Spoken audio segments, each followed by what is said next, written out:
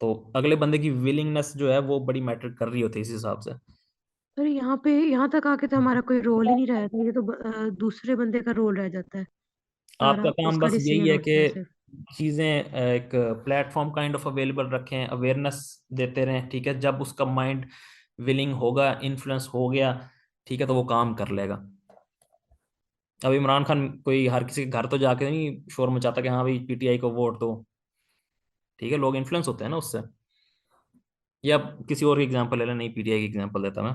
वैसे ही मैं, पॉलिटिक्स आजकल चल रहा है, तो इससे माइंड में मेरा यही आया हुआ था। तो ताली एक हाथ से नहीं बजती, एक हाथ से सिर्फ वो चपेड़ी लगती है, ठीक है। तो दोनों तरफ से कंट्रीब्यूशन होते हैं।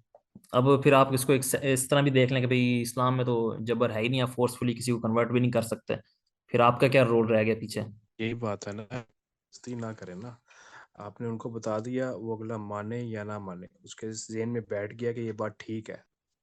मगर उसका जब अपना बिलीफ सिस्टम कमजोर होना शुरू होगा तो वो सही रास्ते पर आ जाएगा। जी थैंक यू, मुझे आंसर मिल गया अपना। सर मेरा है, सर आपने बोला था कि किस टाइम पे किस मौके पे हमें अपना कौन सा पर्सपेक्टिव देखना है, किस पर्सपेक्टिव पे रिलाई करना है, ये एक स्किल है। इसको ब्रीफ कर दें एक दो लाइंस में, और ये स्किल कैसे हमारी बढ़ती है या इम्प्रूव होती है, इसको भी बता दें। देखें, पर्सपेक्टिव के बारे में आपको बताया है कि बेसिकली फ्लेक्सिबिलिटी ऑफ माइंड है ये, कि आपने किसी डिफरेंट कॉन्सेप्ट्स को या किसी डिफरेंट कह लें कि मतलब डिफरेंट लोग अपने आइडियाज लेके फिर रहे हैं, अपने कॉन्सेप्ट्स लेके फिर रहे हैं, अगर उनको आप लोगों ने सही तरीके से समझना है तो आपको एक फ्लेक्सिबिलिटी ऑफ माइंड चाहिए, कि आप अपने आप को जरा साइड पे रख के, अपने आप को से मुराद के आप आपकी ईगो जो है काइंड ऑफ उसको समझ लें, ठीक है। आपकी जो भी बिलीफ सिस्टम, आपकी जो भी अटैचमेंट है, सारा कुछ मलबा जो है ना वो उठा के साइड पे रखें, और सिर्फ ब्लैंक होके उसके पास जाएं, ताकि आप जेन्युइनली उसको समझने की कोशिश करें वो बंदा कहना क्या चाह रहा है, या वो उसके बिलीफ सिस्टम कहाँ से बने हैं, ठीक है। हम ज्यादातर बात करते हैं ना, कोई बंदा फर्ज करें एक्स वाई जी बात कर देता है, कहता है भाई नहीं तुम्हारा तो कॉन्सेप्ट ही गलत है, ये वो फलाना फलाना, ठीक है। तो कोई ये नहीं पूछता यार ये अब तुम्हारा कॉन्सेप्ट बना कहाँ से है, मतलब क्या चीज पढ़ी है, कौन सी किताब पढ़ी है जहाँ से ये तुम्हारा कॉन्सेप्ट बना है। हो सकता है ठीक हो, क्या पता बैकग्राउंड उसका ठीक हो, क्या पता आप गलत हो। अब मैं आपको एग्जांपल देता हूँ। एक एक मैं फ्रेंड के साथ बैठा, मैंने पहले भी शायद एक बार बताई थी। मैं एक फ्रेंड के साथ बैठा हुआ था अपने पार्क में, बातचीत कर रहे थे वैसे ही। सामने ग्राउंड में ना कुछ मार्शल आर्ट्स वाले प्रैक्टिस कर रहे थे, अपनी गेम खेल रहे थे। तो मुझे एक फ्रेंड ने कहा देखो यार वो हमें इंटिमिडेट करने की कोशिश कर रहे हैं। तो मैंने कहा वो कैसे इंटिमिडेट कर रहे हैं? अच्छा, मेरे माइंड में जो मैंने डेफिनेशन पढ़ी हुई थी या जो मैंने मीनिंग पढ़ा था इंटिमिडेशन का, वो ये था कि डराना, डराना काइंड ऑफ सेंस में, कि एक इस सेंस में मैंने पढ़ा हुआ था मतलब इसका। तो मैंने कहा यार वो कैसे डरा रहे हैं हमें?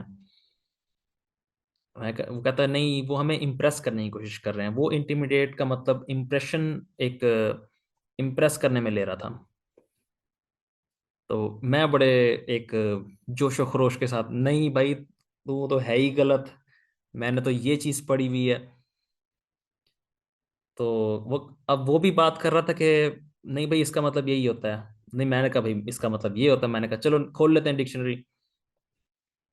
तो मैंने डिक्शनरी खोली, मैंने कहा ये देख, ये लिखा हुआ है डराने वाली सेंस में जो वर्ड था, मुझे याद नहीं है क्या था एग्जैक्ट वर्ड। तो उसने कहा कि नीचे थोड़ा सा कर, नीचे दूसरा वर्ड वही था कि एक इम्प्रेस करने वाले में भी लिखा हुआ था, ठीक है। तो मैं खामोश हो गया मैंने कहा बात तो सही है उसकी, ठीक है। उसने जो एक वर्ड पढ़ा हुआ है वो उस पे फंसा हुआ है, मैंने जो वर्ड पढ़ा था मैं फंस गया, ठीक है। मैं उसको समझ नहीं सका, वो मुझे नहीं समझ सका, ठीक है। लेकिन ये फ्लेक्सिबिलिटी ऑफ माइंड कह लें कि भाई हाँ चलो खोल के देख लेते हैं, हाँ भी कहाँ से एक वर्ड फंसा हुआ है, कहाँ से पढ़ा तुमने। तो डिक्शनरी में खोली तो दोनों ही वर्ड थे उधर, ठीक है। तो ये है कि आप अगले बंदे को समझने की कोशिश करें कि उसका बैकग्राउंड क्या है, ठीक है, वरना यही होगा कि हाँ भाई मैंने तो ये चीज़ पढ़ी है तो ये चीज़ ऐसे ही होनी है। फ्लेक्सिबिलिटी ऑफ माइंड आ गई आपकी, एक ओपननेस आ गई कि आपने अगले बंदे को समझना है। ठीक है, दूसरी ये चीज़ है कि जब आप बहुत सारे डिफरेंट पर्सपेक्टिव्स आप समझ लेते हैं, पढ़ नहीं लेते, समझ लेते हैं, बहुत फर्क है दोनों में। तो ये चीज़ें आपके एक आर्सनल में ये चीज़ें आना शुरू हो जाती हैं। ठीक है, आपके एक एक्सेसरी बॉक्स कह लें या कुछ भी कह लें, बैग कह लें। ठीक है, आपके पास माइंड में ये चीज़ें आ जाती हैं कि हाँ भाई इन चीज़ों को इस तरीके से भी देखा जा सकता है। ठीक है, तो ये एक आपके पास जब सही तरीके से आपको चीज़ समझ आ जाएगी, डिफरेंट तरीके डिफरेंट पर्सपेक्टिव समझ आने शुरू हो जाएंगे। ठीक है, तो वो आपके माइंड में रहेंगे। ठीक है, फिर जब कोई सिचुएशन होगी ना, तो आप ऐसा नहीं होगा हाँ भी ये एक ऐनक पड़ी हुई है, ये मैं लगा के देख लूँ, अब मैं दूसरी ऐनक लगा के देख लूँ, अब मैं तीसरी ऐनक लगा के, नहीं, ऐसा नहीं होता। जब बंदा ट्रेन हो जाता है सही तरीके से, जब उसमें मगजमारी करता है, जब बंदा जलील होता है ये चीज़ें सीखने में, ठीक है, तो ये आपका जो माइंड है ये काइंड ऑफ ऑटोमेशन पे चलना शुरू हो जाता है। आपको कॉन्शियसली एफर्ट नहीं करनी पड़ती इन चीज़ों को परफॉर्म करने के लिए, शुरू में करनी पड़ती है जब आप सीख रहे होते हैं। ठीक है, इसकी एग्जांपल आप ऐसे ले लें कि लड़के इस चीज़ से ज़्यादा रिलेट कर लेंगे। जब गाड़ी या बाइक आप चला रहे होते हैं, जब नई नई चीज़ सीख रहे होते हैं, बहुत कॉन्शियस होते हैं कि वो किधर है क्लच, किधर है ब्रेक, किधर है गियर, कैसे स्टीयरिंग घुमाएं, कितना घुमाएं, कैसे रोड पे जाएं।